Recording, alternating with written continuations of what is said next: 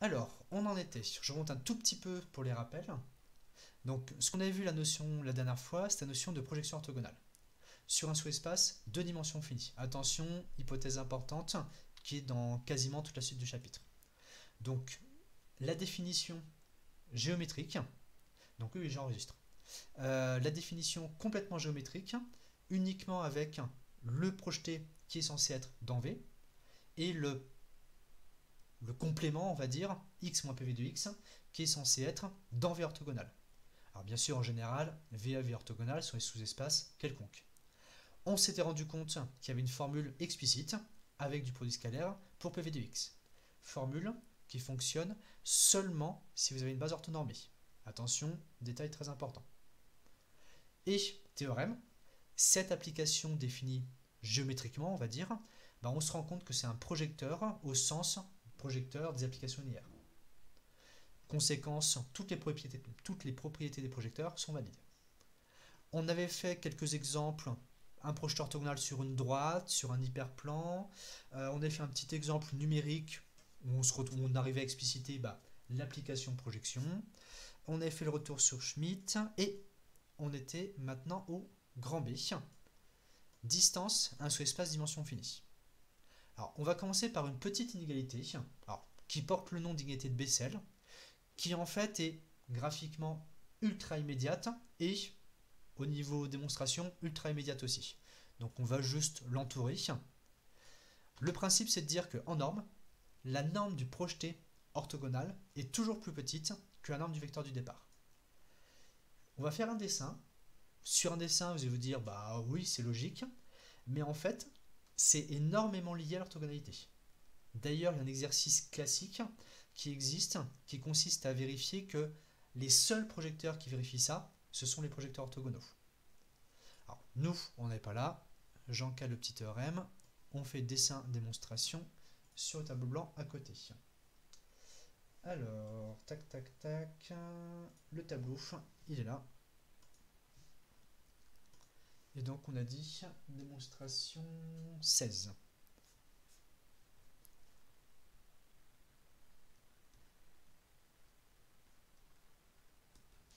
Alors, démonstration 16, on va refaire un petit dessin.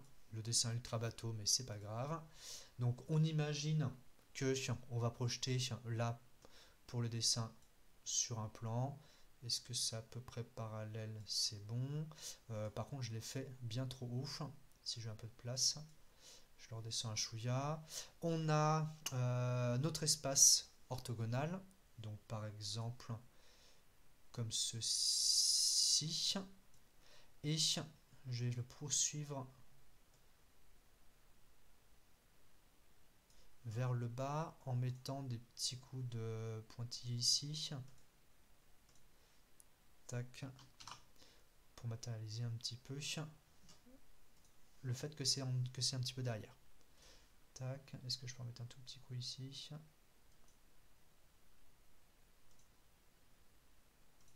Hop là. Donc ici, là, c'est 0h. Ensuite, si on a un vecteur petit x, alors je vais le représenter un peu en hauteur, tac tac, de manière arbitraire il est à peu près comme ça, on va dire. Le projeté orthogonal sur V, il va être approximativement, on va dire comme ça, ce qui fait qu'on aura là, je vais le faire du coup à la main pour faire des pointillés. Hop, c'est pas parfaitement droit, mais bon, je pense que vous voyez l'idée. Ici, on aura orthogonalité. Et donc, si je vais faire un petit symbole orthogonal, il serait ici. Donc ça, c'est V. Là-haut, c'est V orthogonal. Et je dois marquer aussi petit x.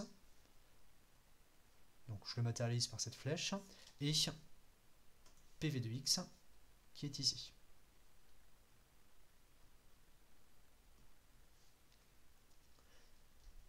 Ensuite, ce qu'on a sur ce dessin, c'est tout simplement le vecteur qui est en vert. D'ailleurs, je vais peut-être le mettre en trait plein finalement.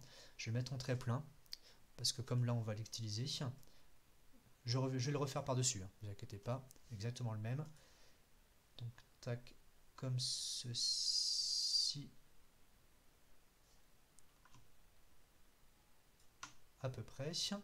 Et donc ici, dans ce sens-là, c'est x moins PV de x. Alors, petite remarque, si vous le souhaitez, vous pouvez aussi le faire apparaître ce même vecteur ici, tout simplement, mais on peut bien sûr l'imaginer à peu près où on veut. Hein. Donc là, hop, on a aussi PV de x. Donc si vous voulez bien visualiser le fait qu'il est dans V orthogonal, bah, vous pouvez l'imaginer ici, mais, pardon, x moins PV de x, excusez-moi. Voilà. Donc là, vous pouvez bien imaginer qu'il est orthogonal, mais sinon, il est ici. Conséquence, la démonstration est finie. Pourquoi? Vu qu'on a un angle droit, on a ces deux vecteurs qui sont orthogonaux. Conséquence, on peut appliquer le théorème de Pythagore. Qu'est-ce qu'il vient de dire le théorème de Pythagore?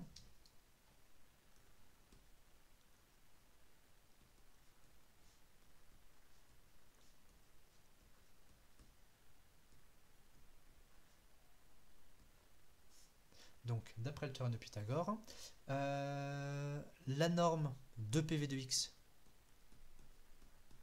au carré, plus la norme de x moins PV de x au carré, c'est égal à la somme, la norme de la somme au carré. Donc à la norme de PV de x plus x moins PV de x, comme ceci, au carré. Et c'est-à-dire, comme par hasard, on tombe sur la norme de x au carré. Conséquence, je vous souligne l'égalité qui nous intéresse, cette somme est égale à la norme de x au carré, vu que ce truc-là, c'est une norme au carré, c'est donc supérieur ou égal à 0, on en déduit que la norme de PV de x au carré a priori est plus petite que la norme de x au carré, c'est-à-dire la norme de PV de x plus petite que la norme de x. Donc ici, on utilise le théorème de Pythagore. Alors, version espace-euclidien, hein, bien sûr, mais qu'on a vu. Hein. On n'utilise pas des propriétés de quatrième dans l'espace euclidien, hein, vous inquiétez pas. Hein. Donc ici, hop, c'est gagné. Remarque, jamais dans la foulée.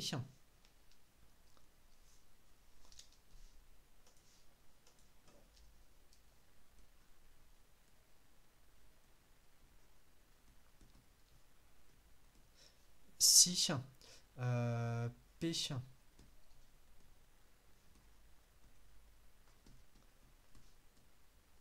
est un projecteur non orthogonal,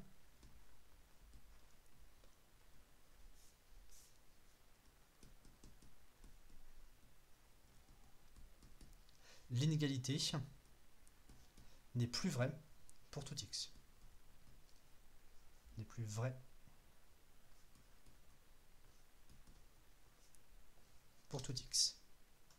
Alors on va faire un petit dessin vite fait qui correspond à cette situation. Je vais le placer. Alors j'ai un tout petit peu remonté cette remarque. Comme ça je pourrais mettre le dessin. Hop. Remarque non, je vais faire dans l'autre sens plutôt. Je le place à droite ce truc là. Et du coup je peux mettre le dessin un petit peu dans un coin en bas à gauche. Alors, ne serait-ce que dans le plan. Si vous avez deux axes qui ne sont pas orthogonaux, vous allez voir, c'est très simple à imaginer. Là, je vous fais deux axes. Il y en a un qui est comme ceci, et l'autre qui est, alors volontairement, je vais le faire très penché, on va dire, comme ceci. Donc, le vecteur nul, il est ici. Là, on a E1, et là, on a E2. On imagine qu'on projette sur E1 parallèlement à E2. Dans ce cas-là, si on part, alors il faut juste que, si on veut que ça modifie, si on part d'un vecteur, hop, Non, j'ai pas pris la règle. Si on part d'un vecteur x qui est comme ceci.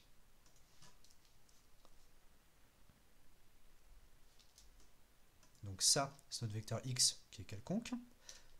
Et si on projette sur E1 parallèlement à E2, qu'est-ce qu'on est censé utiliser comme direction? On est censé utiliser cette direction-là. Conséquence, vous imaginez que le soleil est orienté comme ça. Là, vous avez un petit piquet de bois planté dans le sol. Bah, l'ombre portée, bah, elle va être plus grande que l'objet de départ. De toute façon, c'est ce qu'on constate d'un vrai tout simplement. Donc, sur le schéma, j'essaie de reproduire cette direction-ci. Je pars de là-haut. Et est-ce que c'est bon là? Ouais, ça a l'air à peu près bon. Et donc, le projeté sur E1, il va se situer tout simplement ici. Je le double pour le mettre un peu plus épais. Tac. Donc ici, c'est P1 de x. Ici, c'est petit x. Et donc, sur ce dessin, la norme de P1 de x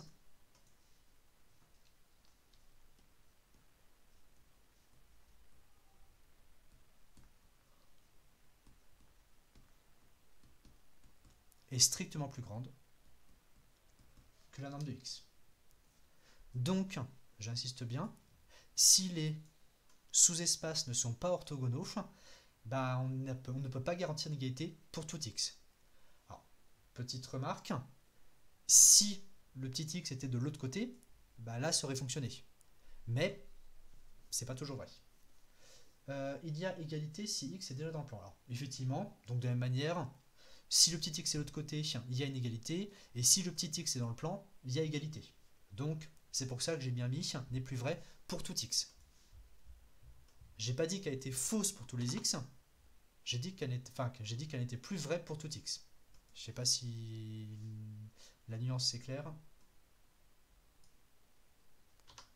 Donc il y a certains x pour lesquels on n'aura pas l'égalité. Est-ce qu'il y a des questions là-dessus?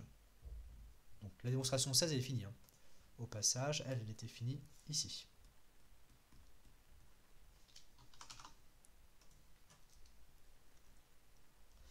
Alors j'attends 5 secondes et on va enchaîner.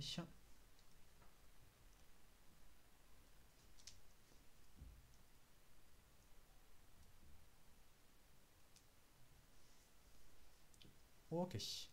Alors, page suivante. Je remets le PDF un petit coup. Donc ici, sur le PDF, là maintenant, hop, je redescends un petit peu. Ce qui va nous intéresser, c'est du produit scalaire qui apparaît une égalité de polarisation. Dans l'égalité de polarisation. Vous voulez dire en général? Bah, oui, si on veut. C'est dû au fait que Pythagore ne va pas fonctionner en fait. C'est dû au fait que Pythagore ne fonctionne pas. Alors de toute façon, ça, alors on va pas le faire maintenant, c'est un exercice. Si on a un projecteur qui n'est pas orthogonal, donc deux sous-espaces qui ne sont pas orthogonaux, bah montrer que l'égalité ne va pas toujours fonctionner. Alors attention, il peut y avoir des petites exceptions. Donc là, il faut bien regarder les détails, mais sinon, c'est un exercice. Alors, ici, théorème 17.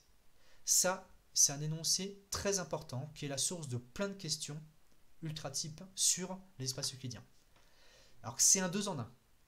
À la fois, premier point, on va définir une notion de distance entre un point, un vecteur et un sous-espace.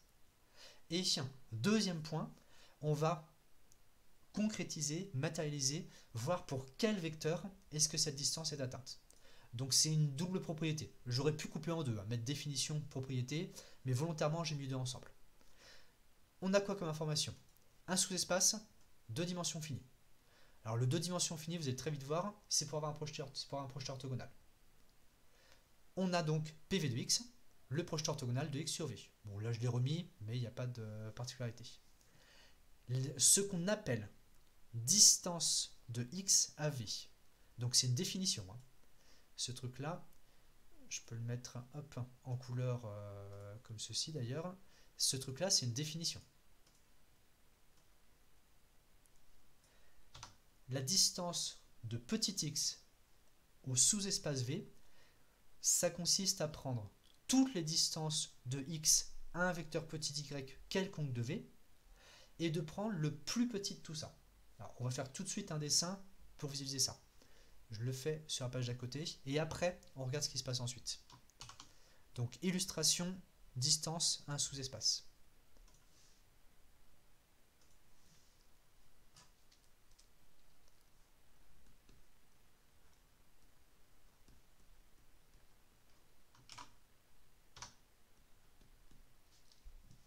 Qu'est-ce qu'il me fait?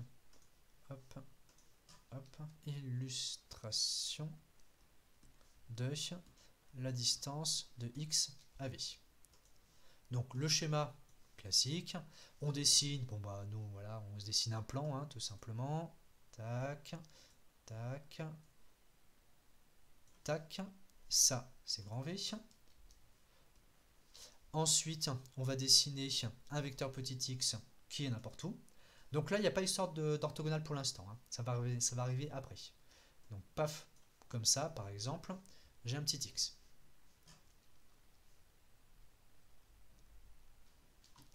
Petit x, c'est un vecteur dans grand E quelconque. Donc ici, c'est l'origine entre guillemets. Ça veut dire quoi inv déjà? Ah, c'est une très bonne question. Les deux points veulent dire quoi? Alors, deux questions différentes. Je reprends juste le PDF. Ah oui, les deux points, c'est pour mettre un tel que. Alors, j'aurais pu mettre un slash, tout simplement, c'est pareil. Hein. Donc, si vous préférez, vous mettez un point virgule, vous mettez un slash, c'est tel que. Borne inférieure, ça veut dire qu'on prend. Alors, la borne inférieure, c'est le plus grand des minorants. Je fais une petite séance rappel.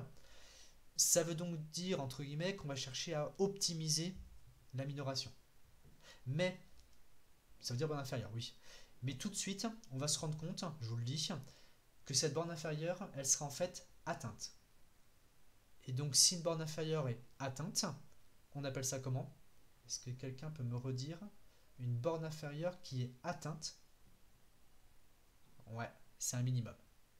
Donc, rappelez-vous les deux notions, elles fonctionnent en parallèle. La borne inférieure n'est pas forcément atteinte, alors que le minimum est atteint. Ici, je repars sur le dessin. Alors, j'ai mon vecteur V, j'ai mon petit x. Donc, le principe, c'est de dire qu'on va fonctionner avec, alors par exemple, un vecteur comme ceci, petit y, qui lui est dans V. Donc ça, c'est petit y, on va dire y1, appartenant à V. Et on va regarder la distance. Alors, je vais la représenter ouais, comme ça, en pointillé.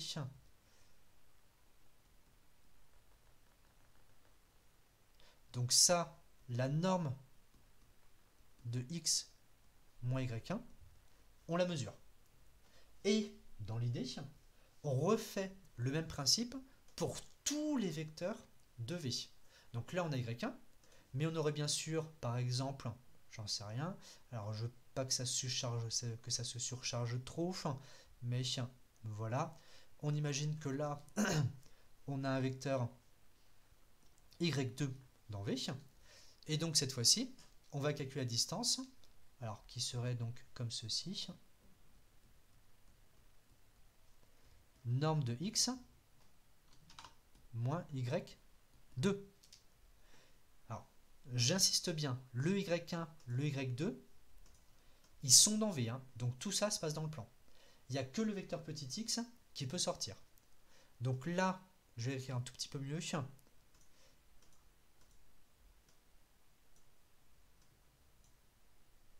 Non, il faut que je le réécrive, je peux pas l'agrandir comme ça directement.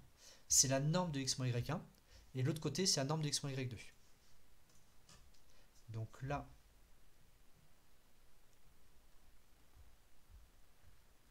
norme de x moins y1, et de l'autre, norme de x moins y2.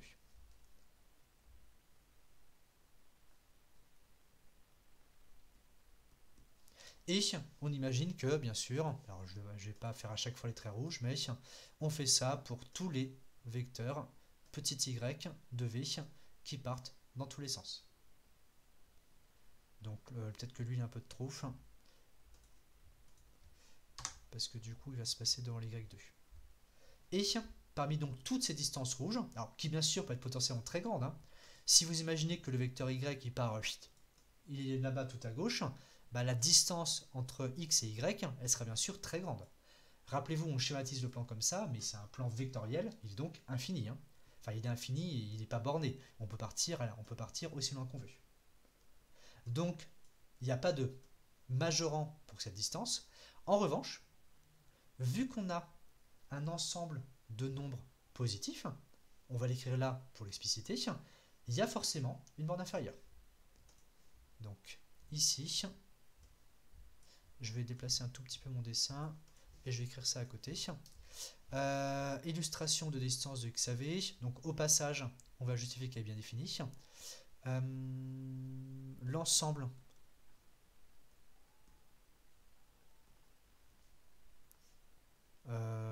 celui-ci des normes de x moins y, où petit y appartient à v.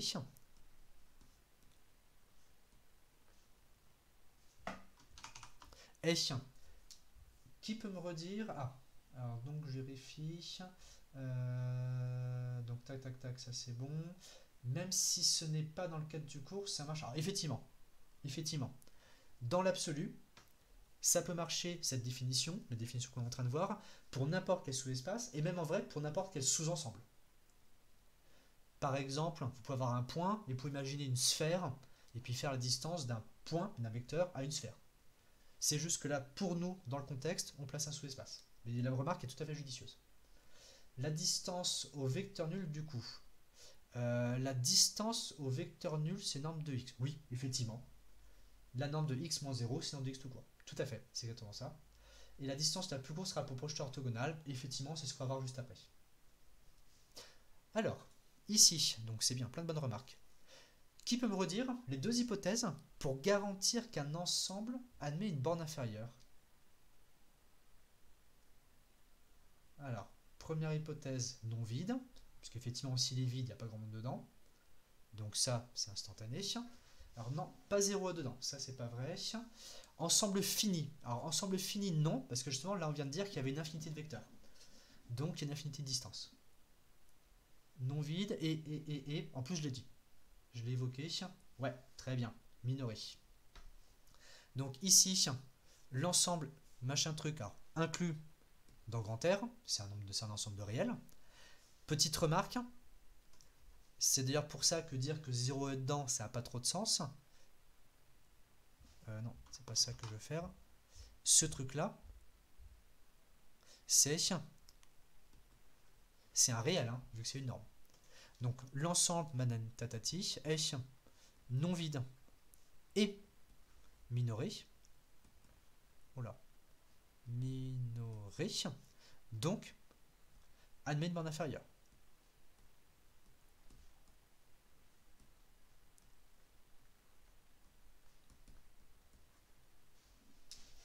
Et on va mettre comme remarque, parce qu'après tout, elle était quand même assez judicieux cette remarque, le fait que V soit un sous-espace, bah là, pour cette définition, ça n'intervient pas. Donc remarque.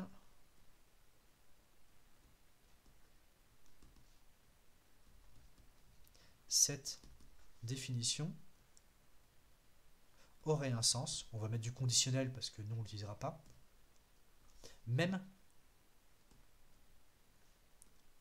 si grand V n'était pas un sous-espace.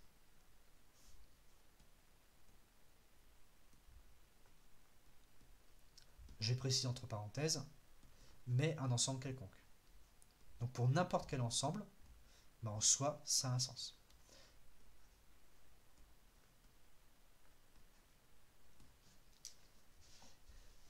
Est-ce que, juste pour la partie donc illustration, bonne définition, on est bon? Ou est-ce qu'il y a des questions là-dessus?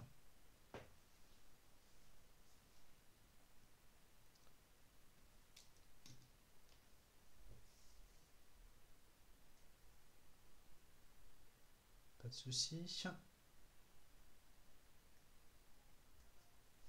Alors, je reviens, bougez pas.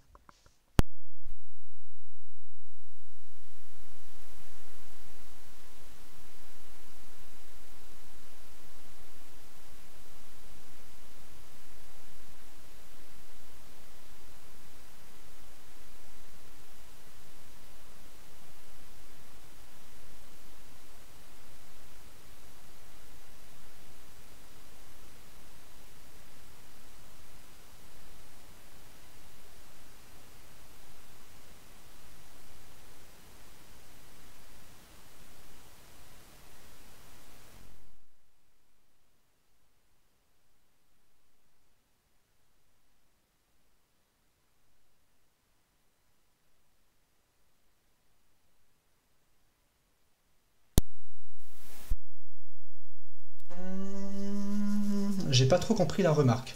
Alors c'était juste pour rebondir sur la remarque qui avait été faite au-dessus, en disant quelqu'un qui posait la question, même si c'est pas même si c'est pas en cas d'encours, est-ce que ça marche pour un sous-espace non fini? Enfin pour un sous-espace de dimension non fini.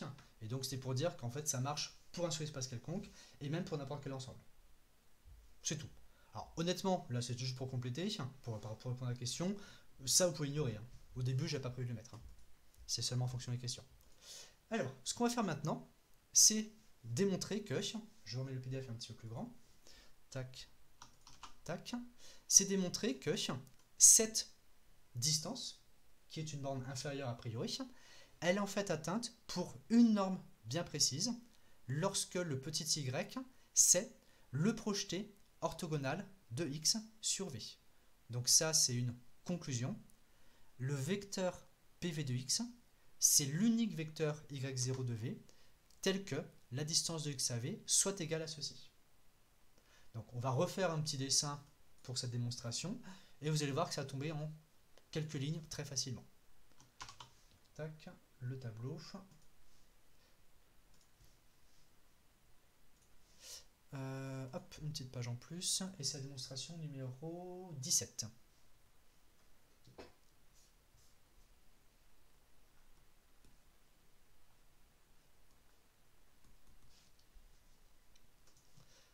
Alors, je vais reprendre le schéma, mais en l'allégeant un tout petit peu. Donc, je refais, hop, hop,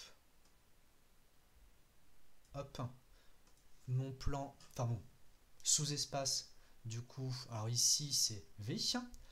Là, on va compléter en précisant, vraiment, je vais peut-être pas le mettre. Je vais peut-être pas le mettre. Je vais pas marquer V orthogonal. C'est pas la peine finalement pour le dessin, ça surchargerait plus qu'autre chose. Je pense qu'à force, vous avez compris le principe. Donc là, on a le vecteur nul pour imaginer. Ensuite, j'ai mon vecteur petit x que je vais faire partir un petit peu en haut comme ceci. Voilà. Je vais avoir mon projeté orthogonal qui sera de manière complètement arbitraire. Mince. Je vais faire un trait droit tant qu'à faire, de à peu près comme ceci. Donc ça, c'est PV de x. Et de quoi est-ce qu'on va avoir besoin d'autre? Tac, tac, tac, tac. Donc nous, ce qu'on veut, c'est avoir un petit y. Donc petit y, on va le mettre comme ceci au pif, par exemple. Non, hop, encore une fois, j'ai pas pris la règle. Comme ceci. Alors, je vais volontairement mettre encore un peu plus grand. Encore un peu plus grand. Comme ça, ce sera encore plus flagrant l'écart. Voilà. Tac. Donc, petit y appartenant à V. Je vais préciser ici, même si ce sera remarqué, quelconque. Donc lui, on ne le fixe pas, c'est un vecteur générique. Et qui j'ai pas marqué, petit x. Maintenant, a priori, ce qu'on est censé estimer minoré, nous, c'est la distance entre, enfin, c'est la distance entre x et y, pour y quelconque. La petite feinte, c'est tout simplement de transiter par le projeteur orthogonal. Alors vous allez me dire, c'est-à-dire quoi transiter par projeteur orthogonal? Bah, c'est tout simplement écrire la chose toute bête suivante. On écrit x moins y comme étant égal à x moins pv de x plus pv de x moins y. Donc ça, bien sûr, écrit comme ceci. Je mets des parenthèses histoire de matérialiser un petit peu. C'est instantané. Mais, et c'est là où il faut bien regarder ce qui se passe, x moins pv de x. Je vais vous faire un petit symbole, je vais le mettre comme ceci. Alors là, tac, x moins pv de x. Là, je mets le petit symbole d'orthogonalité. Donc ici, on a orthogonalité. Alors peut-être que du coup c'est pas franchement en perspective mon truc. Je vais le faire un tout petit peu mieux en perspective. Ouais, c'est pas une réussite. Voilà. Donc ici, je vais écrire en toutes lettres.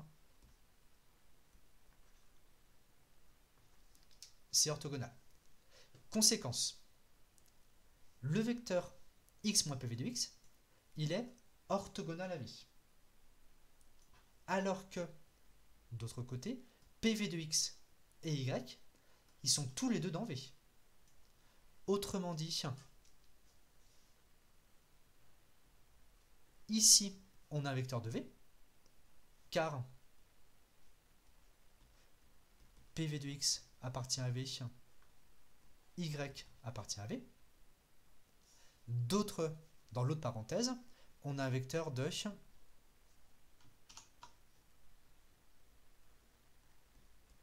v orthogonal. Alors ici, je vais mettre en dessous, bougez pas, je revois juste ma mise en page, c'est pour que ce soit un tout petit peu plus net, un peu moins tassé on va dire, tac, tac, donc lui, il appartient à v orthogonal, et ça c'est par définition de pv de x. Est-ce que jusqu'ici c'est bon? J'attends 5 secondes pour être sûr que tout le monde ait bien vu cette histoire-là, parce que après c'est fini en fait. Là on a gagné.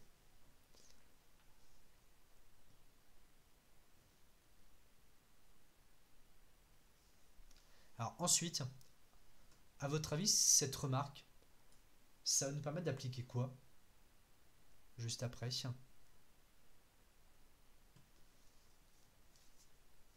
Inspiration, inspiration.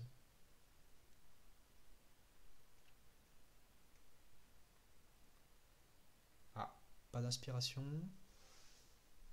Indication, nous ce qu'on veut, c'est la norme de x moins y. Donc on a une somme de deux vecteurs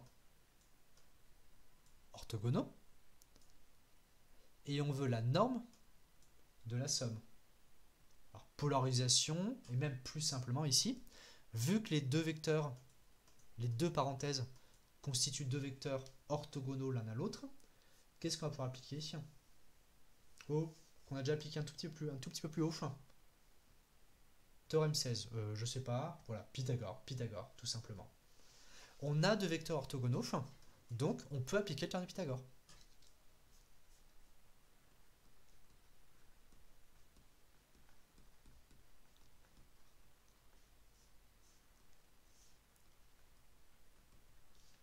Donc le théorème de Pythagore, qu'est-ce qu'il va nous donner?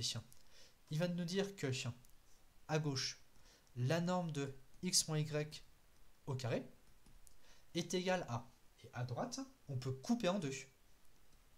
La norme de x moins pv de x au carré plus la norme de pv de x moins y au carré. Maintenant, rappelez-vous, nous ce qu'on veut par rapport à sur cette quantité qui est ici, ce qui nous intéresse, c'est le plus petit minorant lorsque y bouge. Mais si on regarde du côté droit, y il est présent ici. Donc là on va le repréciser, je vais mettre une petite flèche. y, on va dire quelconque dans V, pour insister sur le fait qu'il varie. Alors que tout le reste, je vais le mettre en rouge, cette quantité-ci, bah finalement, c'est une quantité complètement constante. X est fixé, son projeté, il est fixé, donc ça, c'est un nombre fixé. C'est peut-être 48, j'en sais rien, mais c'est un nombre fixé. Donc, minorer la norme de x moins y, ça revient à minorer ce truc-là. Mais si vous regardez bien ce deuxième terme, par quoi est-ce qu'il est minoré de manière évidente?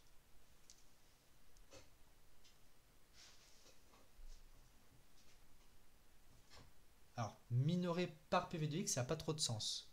Alors peut-être que vous voulez dire minorer, je pense que dans votre tête, vous voulez dire qu'il est le minimum, c'est lorsque y au PV de x. Voilà, vous avez bien rectifié.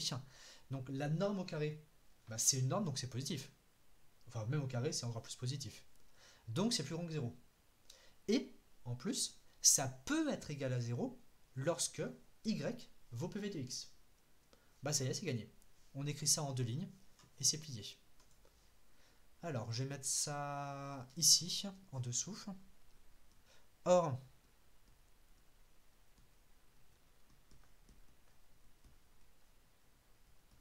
norme de PV de x moins y au carré est supérieur ou égal à 0. Ça, c'est tout le temps. Alors, je vais mettre un petit quantificateur pour insister bien là-dessus.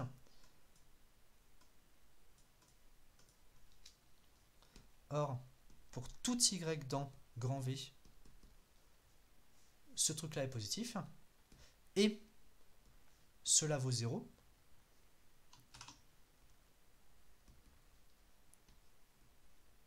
Pour y égale PV de x. Conséquence, alors là c'est pas un moins, c'était juste un petit point. Donc, d'où plutôt, pour tout y dans V, si on rajoute notre constante, la norme de x moins y au carré est supérieure ou égale à la norme de x moins PV de x. Alors je vais faire sauter les carrés directement. Je pense que vous allez comprendre que de toute façon ils ne servent à rien ici. Et on a égalité. On a égalité si et seulement si y égale PV de x. Donc vous lisez bien cette conclusion. C'est pas, je vais la mettre en rouge directement. C'est ça qui permet de dire que le minimum de la norme d'x moins y lorsque y est dans V, c'est donc cette quantité-ci, c'est norme de x moins PV de x. Donc conclusion. Le minimum des normes de x moins y lorsque y appartient à V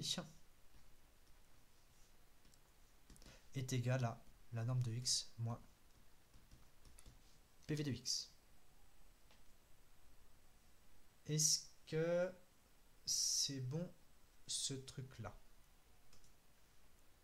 Alors, on s'appuie, donc là c'est l'occasion de faire le petit rappel, on s'appuie à fond sur la définition de borne inférieure, définition de minimum, on a un minorant, on s'est atteint, donc c'est un minimum. On adapte ensuite avec norme d'x moins y, on a un minorant, c'est atteint, donc on a un minimum. Est-ce que vous avez des questions là-dessus?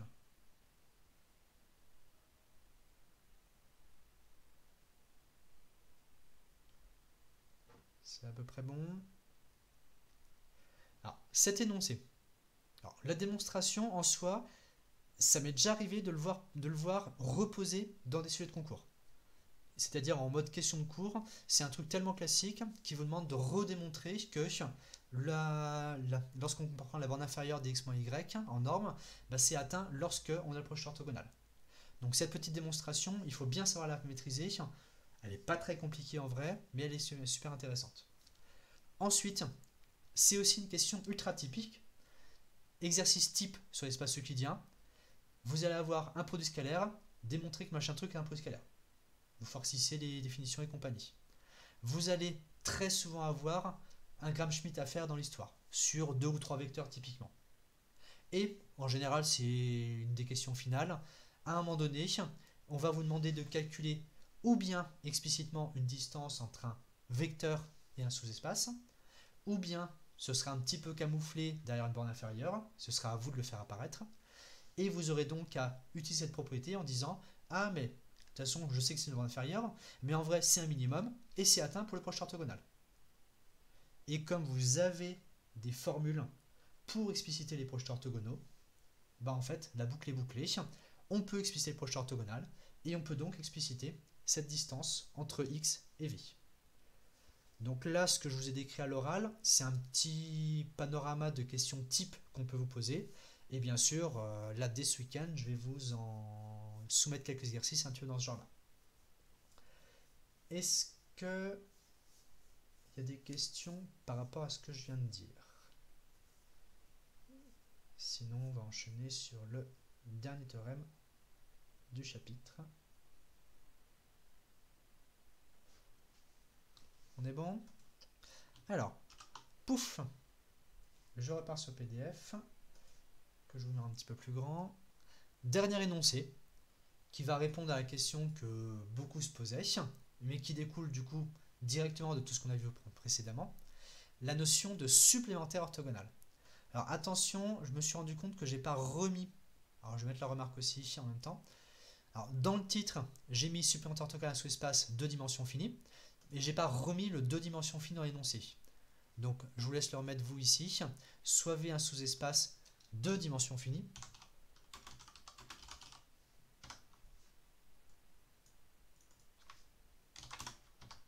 d'un espace préversé un grand E. Première information, les sous-espaces V et V orthogonales sont supplémentaires dans grand E. Alors là, bien sûr, c'est lié à la notion de projection orthogonale. On a vu qu'il y avait existence et nécessité de la décomposition. Donc on va le redire vite fait, mais c'est très facile. Le sous-espace V orthogonal est appelé, donc là c'est une définition, il est appelé supplémentaire orthogonal de V dans E. Et on peut, bon, honnêtement, c'est pas tout le temps, on le fait pas tout le temps, mais on peut donc mettre un petit symbole orthogonal là au-dessus pour dire qu'on a des sous-espaces supplémentaires orthogonaux. De plus, attention, il y a une nouvelle hypothèse. Si grand E est de dimension finie, on peut appliquer Grassmann. Grassmann, là vous allez dire ça c'est bon, on le sait, ça va vous dire que la dimension de E, c'est la somme des dimensions de V et V orthogonale. Premier point.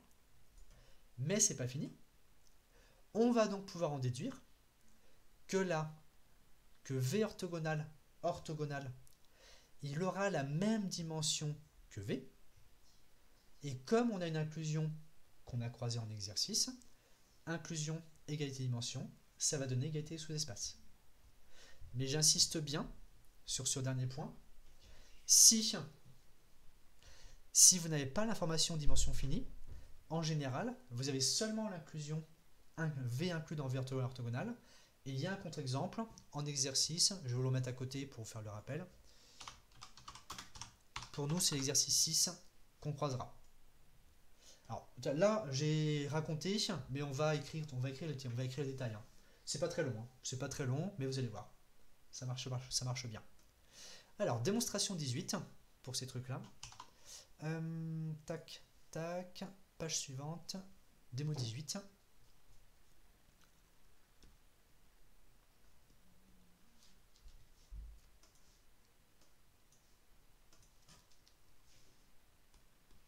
Alors, dans l'ordre, premier point. Montrons que V et V orthogonal sont supplémentaires dans E.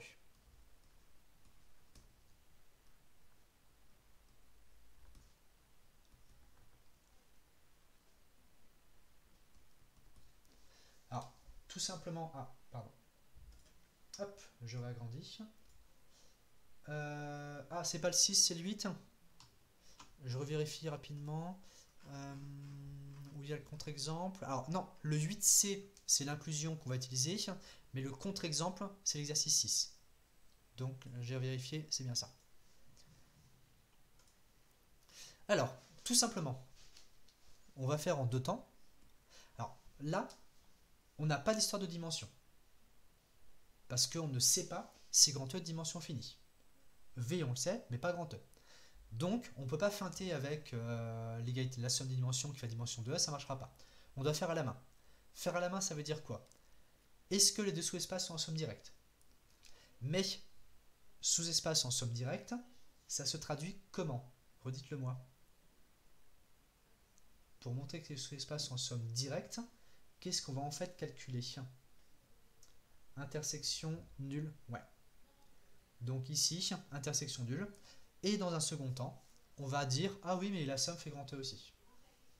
Alors, on peut commencer tout simplement par la somme, parce que on a vu, deux points, que pour tout x dans grand E, x, bah, c'est égal à PV de x plus x moins PV de x. Bah voilà, ça y est. Avec la notion de production orthogonale, c'est instantané. On a un vecteur de V plus un vecteur de V orthogonal. Et c'est bien valable pour tout x dans grand E. Conclusion. Non, c'est pas la bonne couleur. Donc, grand E est égal à V plus V orthogonal. Alors ici, rappelez-vous, là à force je ne refais plus. Je ne vais pas vous faire la blague de maintenant il faut grandir un peu, ça vous a plu apparemment. Mais ici, on sait que V et V orthogonal sont le sous-espace, donc l'inclusion droite-gauche est instantanée. On n'en parle plus maintenant. Donc ici, grand E est inclus dans V plus V orthogonal, comme l'autre inclusion est instantanée, on a égalité. Et deuxième petit carré, de plus, V inter V orthogonal est égal à 0E. Alors là, tout simplement, je vais présenter comme ça. En effet, si petit x appartient à V inter V orthogonal, ben, on doit avoir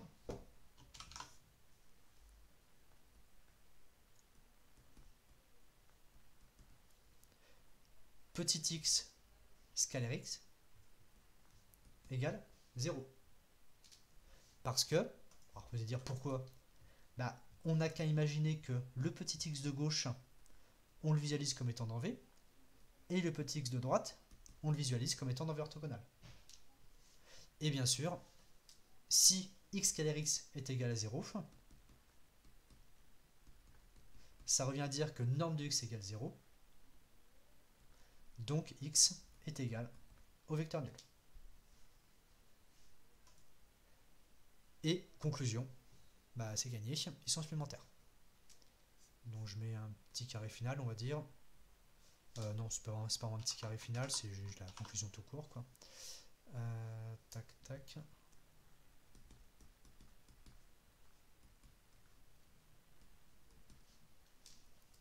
Est-ce que pour ce premier point, on est bon?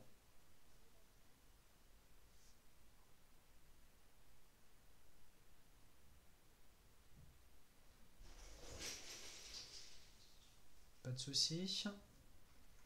Alors, deuxième point. Alors, je vais peut-être un tout petit peu remonter ma conclusion. Comme ça, je pourrais tout faire tenir assez facilement sur le tableau. Voilà, comme ceci. Deuxième point.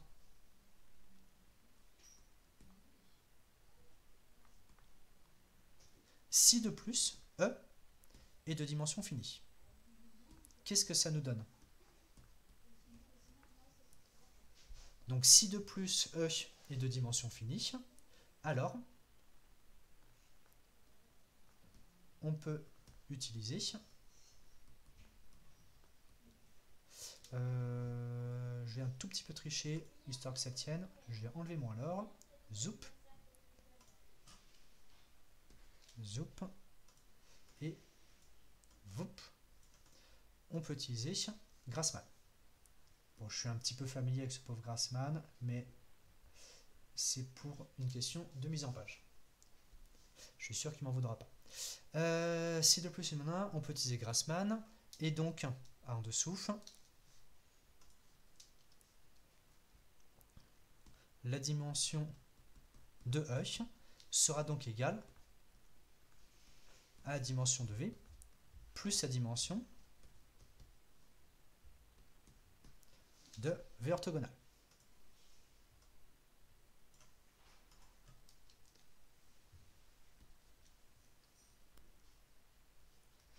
Alors, ça, c'est instantané. Mais cette égalité liée à Grassman, elle s'applique parce que V et V orthogonal sont supplémentaires. Mais maintenant, imaginez qu'on réapplique ça avec V orthogonal au départ. On aura donc V orthogonal qui sera un sous-espace V', deux dimensions finies. Ça marchera bien vu l'hypothèse sur grand E. Et on aura par ailleurs V orthogonal orthogonal qui est censé lui être supplémentaire.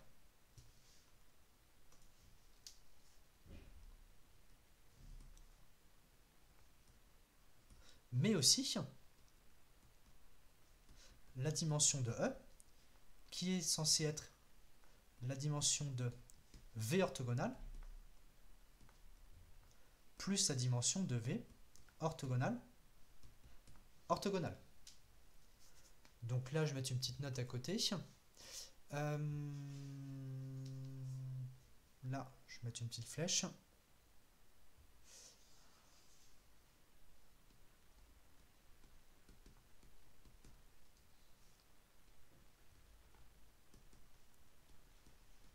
On va dire que c'est la relation étoile avec V' égale V orthogonal.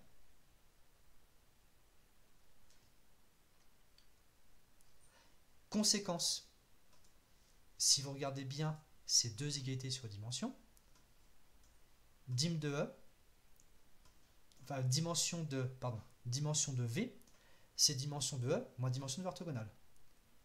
Mais avec la ligne du dessous, ça coïncide avec la dimension de V orthogonale orthogonale. Donc par suite, hop, et hop, je suis parti en bleu, mais je sais pas, c'est pas grave. Hop, hop.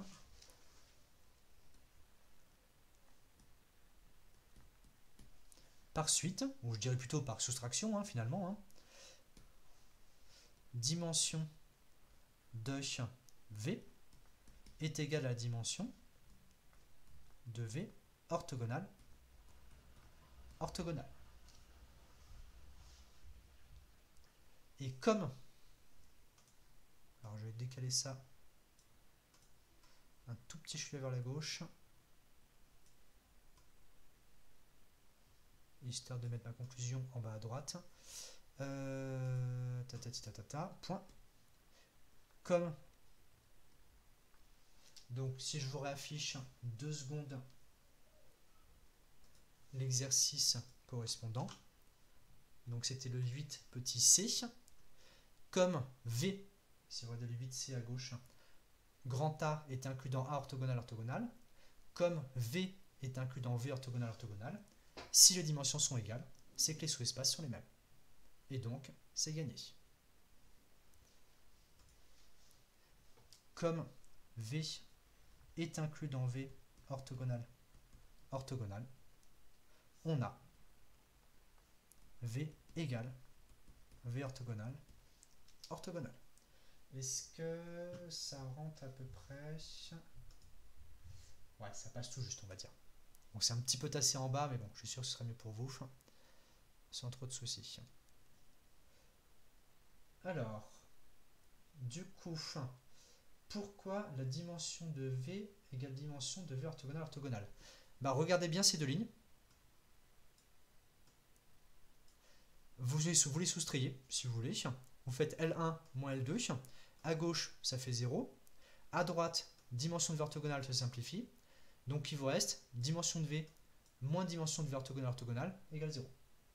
Donc c'est juste un coup de soustraction à partir de ces deux lignes. Ensuite, comment justifie l'inclusion? Bah ça c'est le 8C. Donc ça je peux vous le mettre à côté.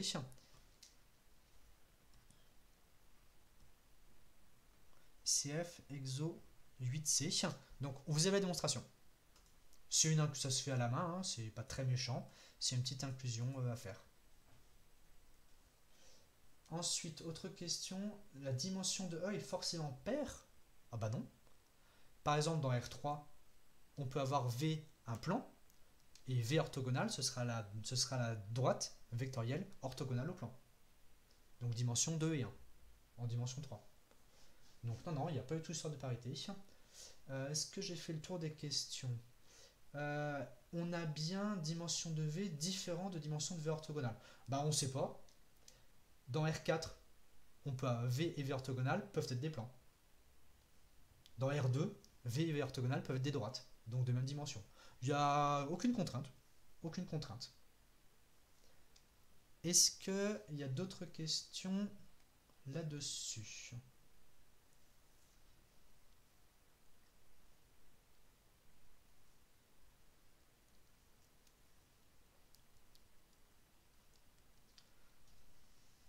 J'attends 5-10 secondes, le temps que vous méditiez un petit peu ce truc-là.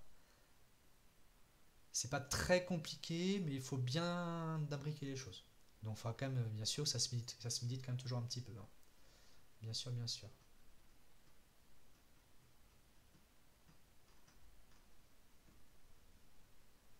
Bon, bah ça a l'air bon. Alors, au niveau du cours, on est bouclé. Donc le chapitre sur les Euclidiens est terminé. Maintenant, ce qui reste, et c'est pas la moindre des choses, c'est les exercices. Alors je coupe l'enregistrement du cours ici.